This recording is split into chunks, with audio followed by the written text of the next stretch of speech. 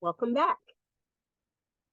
We're going to start reading Exodus 31. We'll read through 35, and then we'll do the last bit. Let's see how much Exodus we have. Yeah, so this is 31. We'll read to 35, and then the next video will be 36 to 40. And then we'll continue on with Leviticus. Okay? So Exodus 31. Bezalel and Aholiab. The Lord spoke to Moses. See, I have called by name Bezalel, son of Uri, son of Hur of the tribe of Judah, and I have filled him with divine spirit, with ability, intelligence, and knowledge in every kind of craft, to devise artistic designs, to work in gold, silver, and bronze, in cutting stone for setting, and in carving wood in every kind of craft. I kind of feel like God did that for me with publishing. I really love self-publishing books, writing books, and helping people with that. And I feel like he really blessed me with that craft. Moreover, I have appointed with him Aholiab, a son of Ahisamach of the tribe of Dan, and I have given skill to all the skillful so that they may make all that I have commanded you, the tent of meeting and the ark of the covenant and the mercy seat that is on it, and all the furnishings of the tent, the table and its utensils, and the pure lampstand with all its utensils, and the altar of incense, and the altar of burnt offering with all its utensils, and the basin with its stand, and the finely worked vestments, and the holy vestments for the priest Aaron, and the vestments of his sons for their service as priests, and the anointing oil and the fragrant incense for the holy place. They shall do just as I have commanded you. The Sabbath law. The Lord said to Moses, you yourself are to speak to the Israelites. You shall keep my Sabbaths, for this is a sign between me and you throughout your generations, given in order that you may know that I, the Lord, sanctify you. You shall keep the Sabbath because it is holy for you. Everyone who profanes it shall be put to death. Whoever does any work on it shall be cut off from among the people. 6 days shall be done. 6 days shall work be done, but the seventh day is a Sabbath of solemn rest, holy to the Lord. Whoever does any work on the Sabbath day shall be put to death. Therefore, the Israelites shall keep the Sabbath, observing the Sabbath throughout their generations as a perpetual covenant. It is a sign forever between me and the people of Israel that in 6 days the Lord made heaven and earth, and on the seventh day he rested and was refreshed. Personally, I think observing the Sabbath is great. And I personally think that the Sabbath is on a Friday. I think the Sabbath is on a Friday because the Muslims the Muslims observe Jummah on Friday where they don't work, and the Jews start their Sabbath Friday night into Saturday, and then the Christians, they don't observe a Sabbath at all. They go to church on Sunday, but it's not a Sabbath. So personally, I think observing the Sabbath is good because it recognizes when the Lord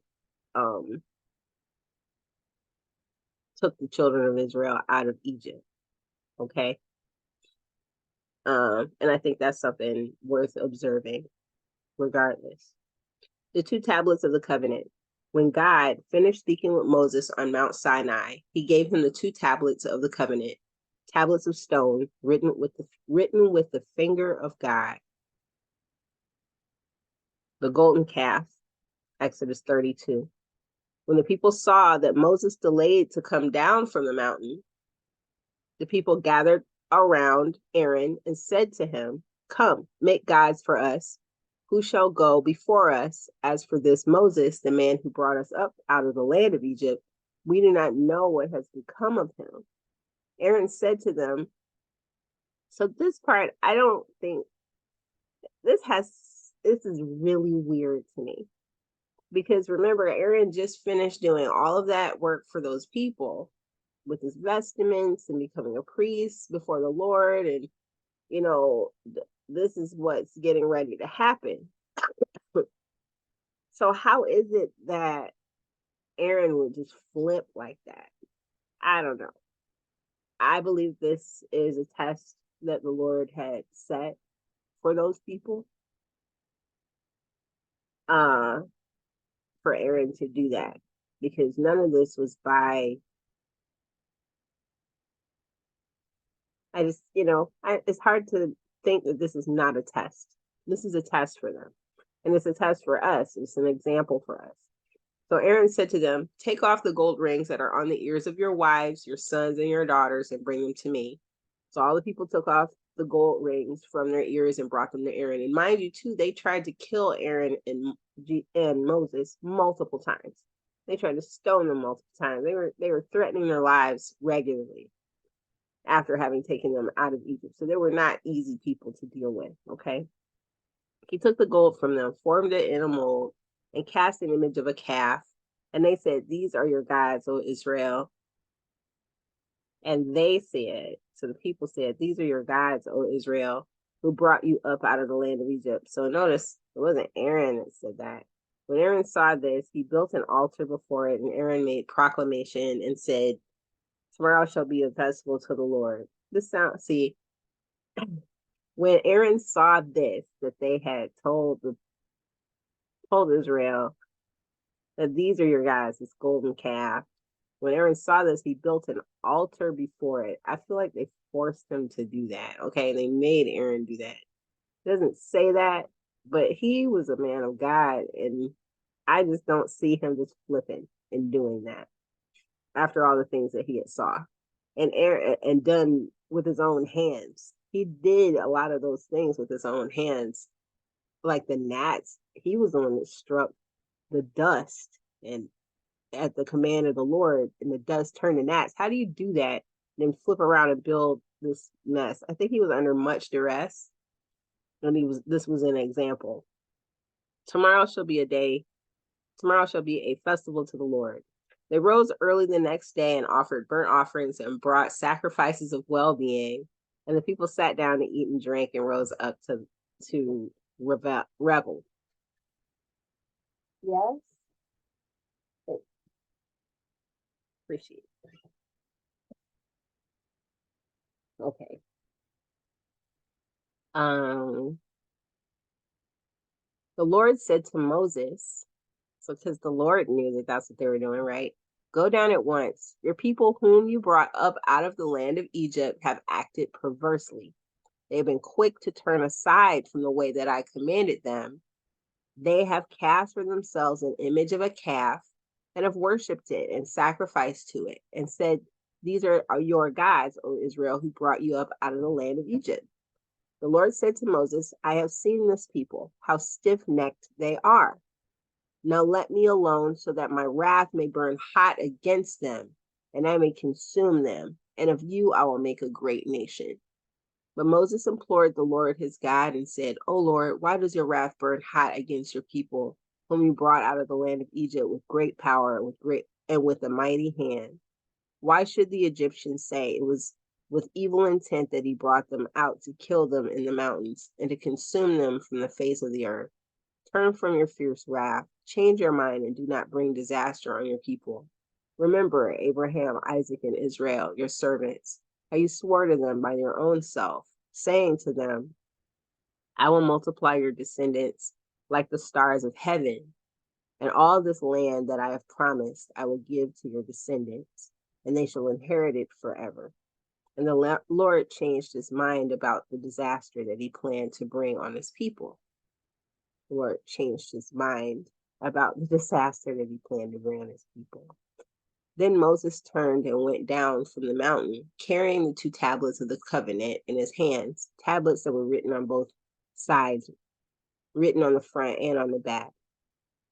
So the Lord had already saw that they had made the calf. He talked to Moses about it.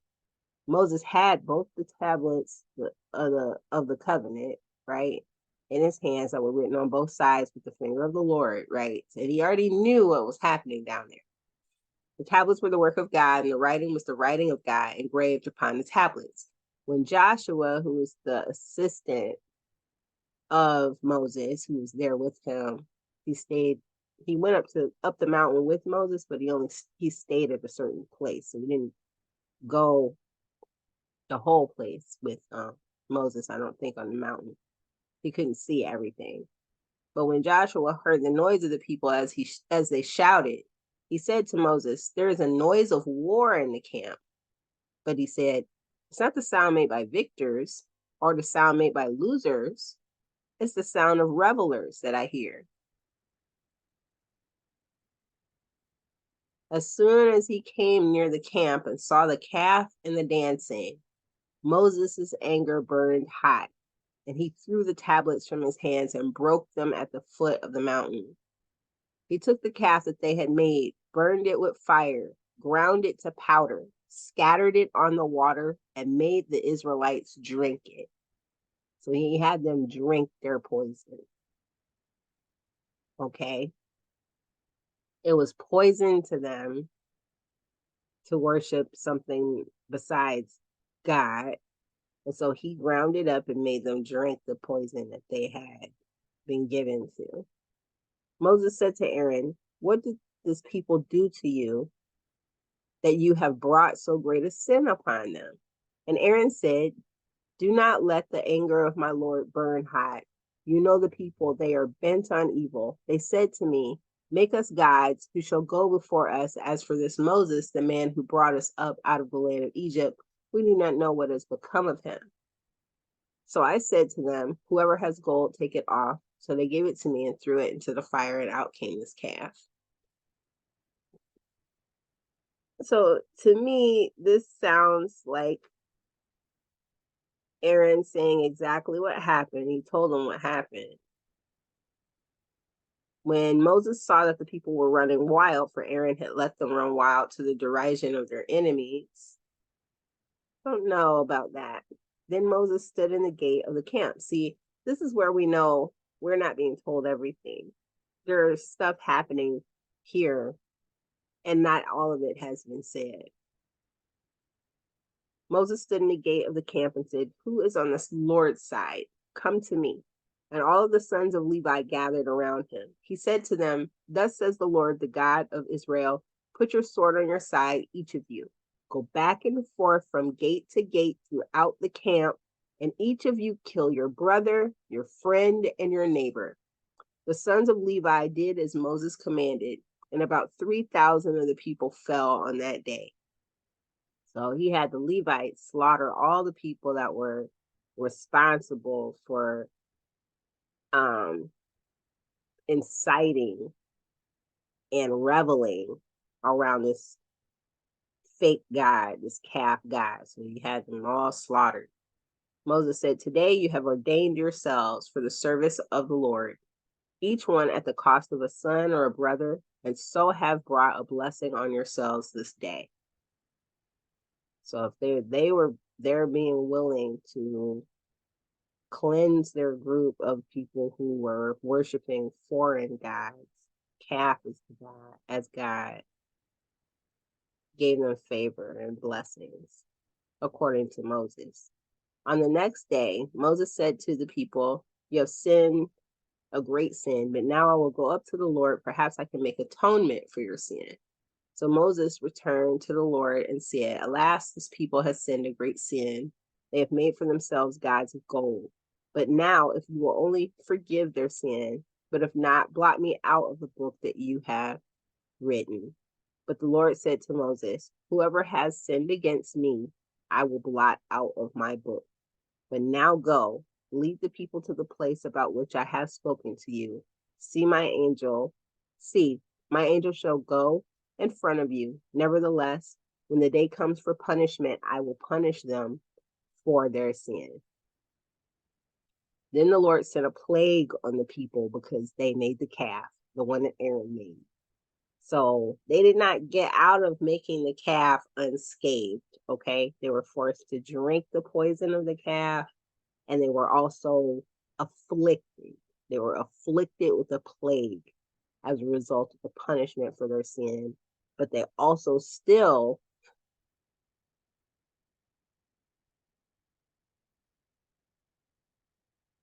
It says, when the day comes for punishment, I will punish them for their sin. Okay, and so they still had more punishment coming to them as a result of worshiping that calf. The command to leave Sinai. The Lord said to Moses, go, leave this place, you and the people whom you have brought up out of the land of Egypt, and go to the land of which I swore to Abraham, Isaac, and Jacob, saying, to your descendants I will give it. I will send an angel before you, and I will drive out the Canaanites, the Amorites, the Hittites, the Perizzites, the Hivites, and the Jebusites. Go up to a land flowing with milk and honey, but I will not go up among you, or I would consume you on the way, for you are a stiff-necked people. He would not be able to walk with them because they're bent on not obeying. When they don't obey, they get consumed, just like Aaron's children. When the people heard these harsh words, I don't know if we read that part yet, when Aaron's two sons were consumed within the tent meeting. So we'll keep going. When the people heard these harsh words, they mourned, and no one put on ornaments. For the Lord had said to Moses, say to the Israelites, you are a stiff-necked people. If for a single moment I should go up among you, I would consume you. So take off your ornaments, and I will decide what to do to you. Therefore, the Israelites stripped themselves of their ornaments from Mount Horeb onward. So they were not allowed to use anything that made them vain, because that vain stuff was poison to them. But Moses used to take the tent and pitch it outside the camp, far off from the camp.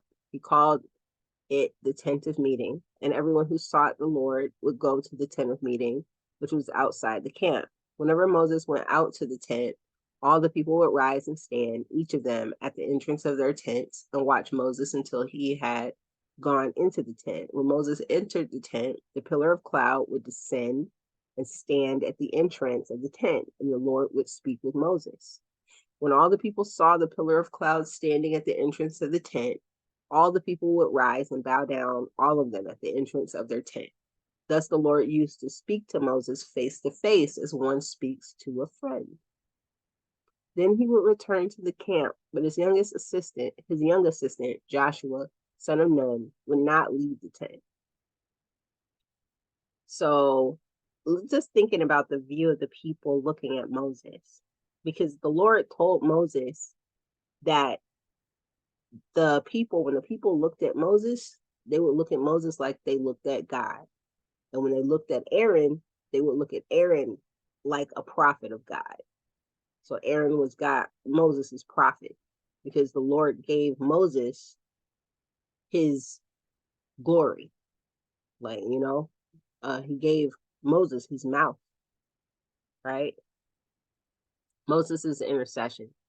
Moses said to the Lord, see, you have said to me, bring up this people, but you have not let me know whom you will send with me. Yet you have said, I know you by name, and you have also found favor in my sight. Now, if I have found favor in your sight, show me your ways, so that I may know you and find favor in your sight. Consider too that this nation is your people.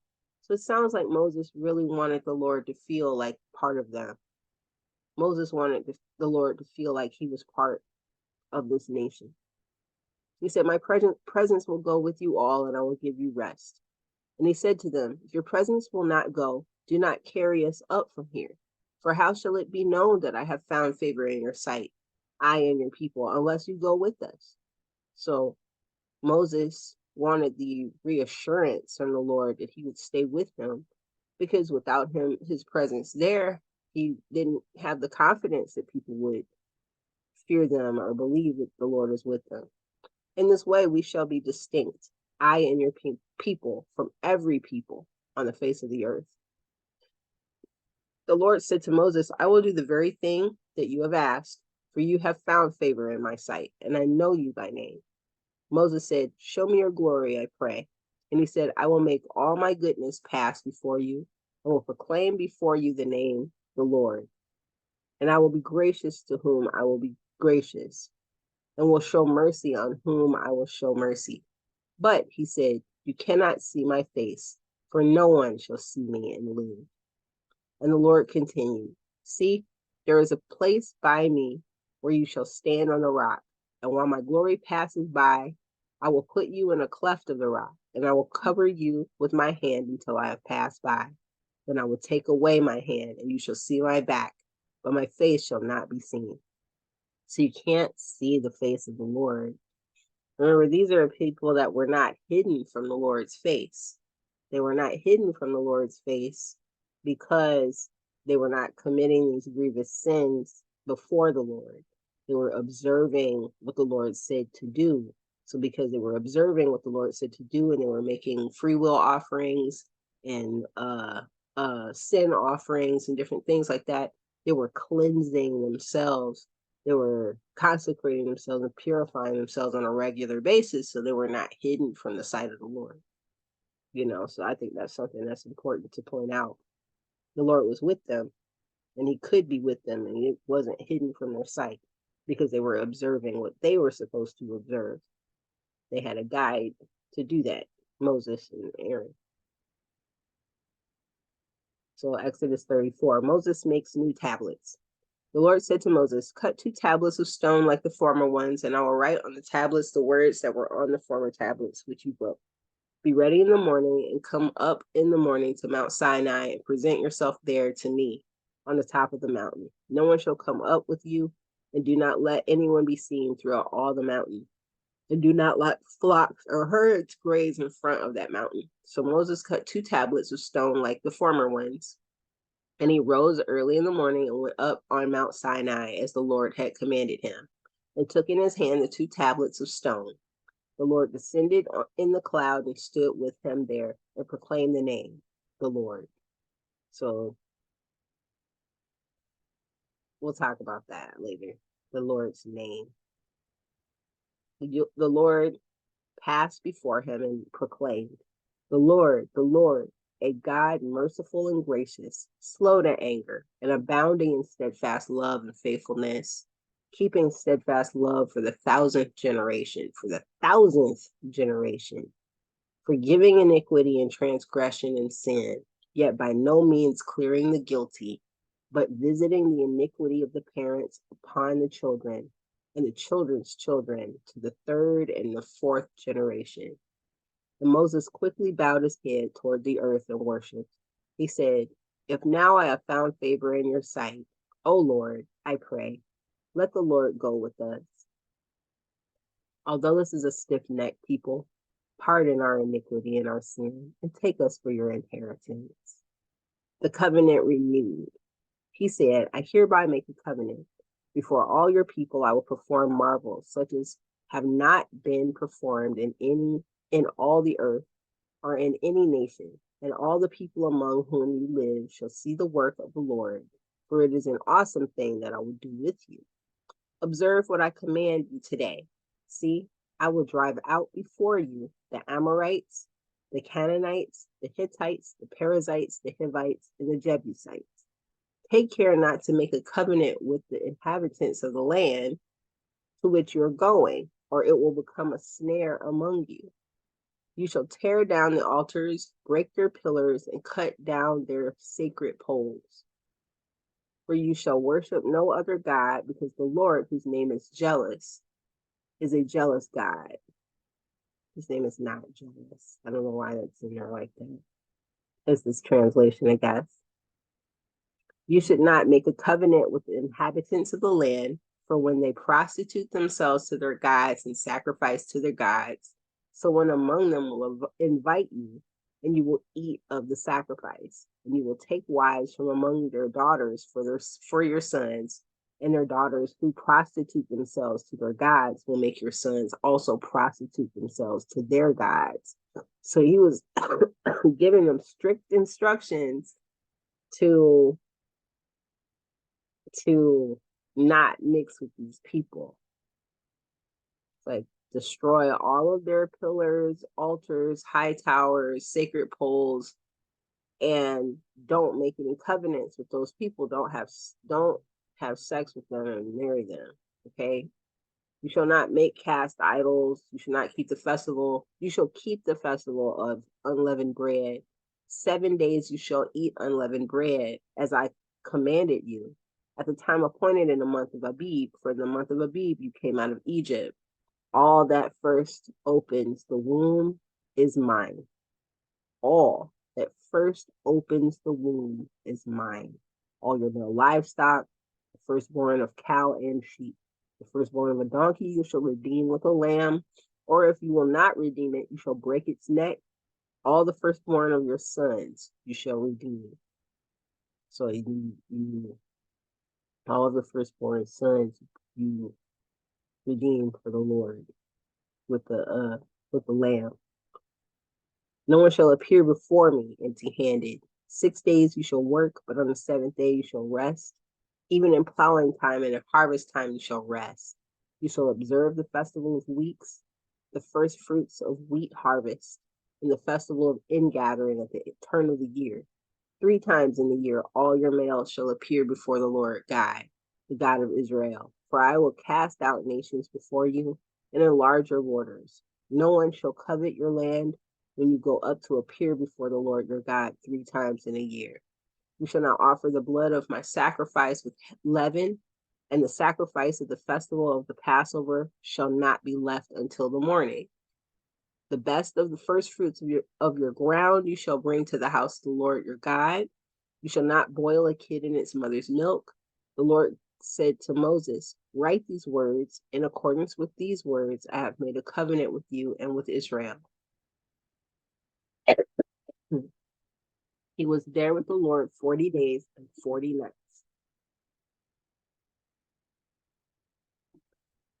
He neither ate bread nor drank water, and he wrote on the tablets the words of the covenant, the 10 Commandments. So just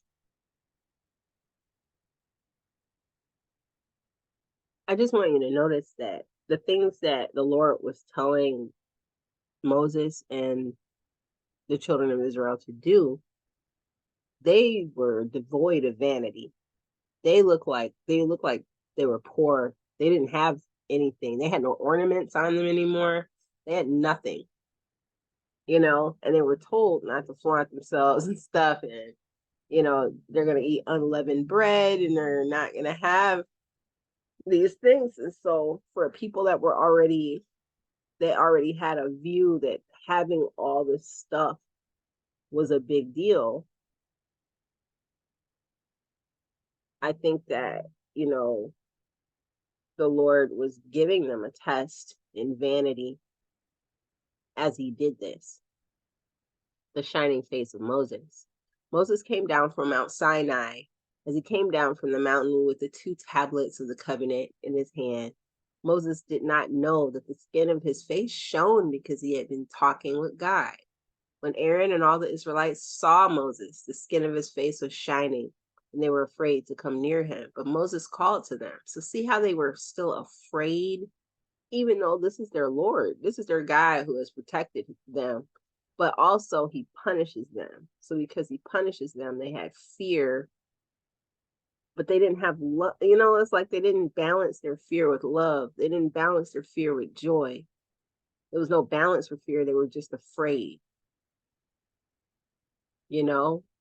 But the Lord he had a mighty hand, and he dealt heavily with them because of how rebellious and stiff-necked they were. So he ruled them with fear and a mighty hand. When Aaron and all the Israelites saw Moses, the skin of his face was shining, and they were afraid to come near him. But Moses called to them, and Aaron and all the leaders of the congregation returned to him, and Moses spoke with them. Afterward, all the Israelites came near, and he gave them in commandment all that the Lord had spoken with him on Mount Sinai. When Moses had finished speaking with them, he put a veil on his face. And whenever Moses went in before the Lord to speak with him, he would take the veil off until he came out. And when he came out and told the Israelites what he had been commanded, the Israelites would see the face of Moses, that the skin of his face was shining. And Moses would put the veil on his face again until he went in to speak with him. So he would cover his face up because it was shining. He was like embarrassed by it. He didn't want to be different. He didn't want to look different. Exodus 35. You can't help but be different if you're speaking to the Lord. I don't think you can help that. Can you? Sabbath regulations. Moses assembled all the congregation of the Israelites and said to them, "These are the things that the Lord has commanded you to do. 6 days shall work be done, but on the seventh day you shall have a holy Sabbath of solemn rest to the Lord. Whoever does any work on it shall be put to death. You shall kindle no fire in all your dwellings on the Sabbath day." Preparations for making the tabernacle. So you're not even able to kindle a fire then, right? You got to just, no work. Preparations for making the tabernacle. Moses said to all the congregation of the Israelites, "This is the thing that the Lord has commanded. Take from among you an offering to the Lord. Let whoever is of generous heart bring the Lord's offering: gold, silver, and bronze, blue, purple, and crimson yarns, and fine linen, goat's hair, tanned ram skins, and fine leather, acacia wood, oil for the light, spices for the anointing oil and for the fragrant incense, and onyx stones and gems to be set in the ephod on the breastpiece.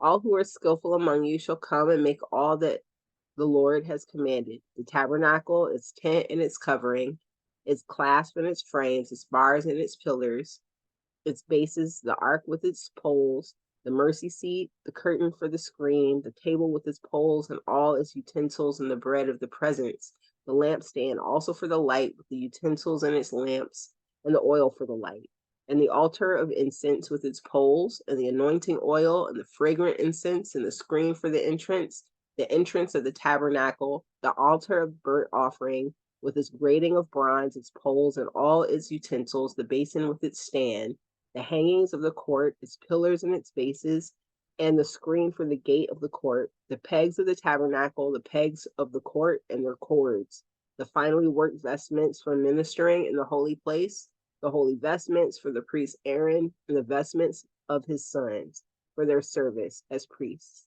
Offerings for the tabernacle.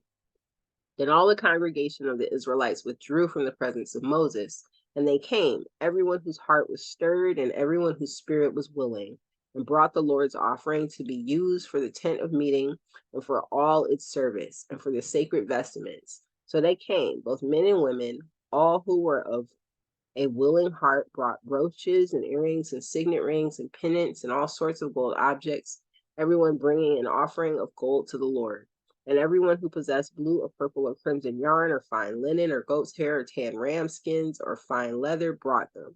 Everyone who could make an offering of silver or bronze brought it as the Lord's offering, and everyone who possessed acacia wood of any use in the work brought it. All the skillful women spun with their hands and brought what they had spun in blue and purple and crimson yarns and fine linen. All the women whose hearts moved them to use their skill spun the goat's hair. And the leaders brought onyx stones and gems to be set in the ephod and the breastpiece, and the spices and oil for the light, and for the anointing oil, and for the fragrant incense. All the Israelite men and women whose hearts made them willing to bring anything for the work the Lord had commanded by Moses to be done, brought it as a freewill offering to the Lord. So Bezalel and Oholiab. Then Moses said to the Israelites, "See, the Lord has called by name Bezalel, son of Uri, son of Hur, of the tribe of Judah. He has filled him with divine spirit, with skill, intelligence, and knowledge in every kind of craft. He devised artistic designs to work in gold, silver, and bronze, in cutting stones for setting, and in carving wood, and every kind of craft. And he has inspired him to teach both him and Oholiab, son of Ahisamach, of the tribe of Dan. He has filled them with skill to do every kind of work done by an artisan, or by a designer, or by an embroiderer in blue, purple, and crimson yarns, and in fine linen, or by a weaver, or by any sort of artisan or skilled designer." So that is Exodus 35. So we're done with this section. I'm going to start the next video with Exodus 36 through 40. Thank you for being here, and I will see you in the next video.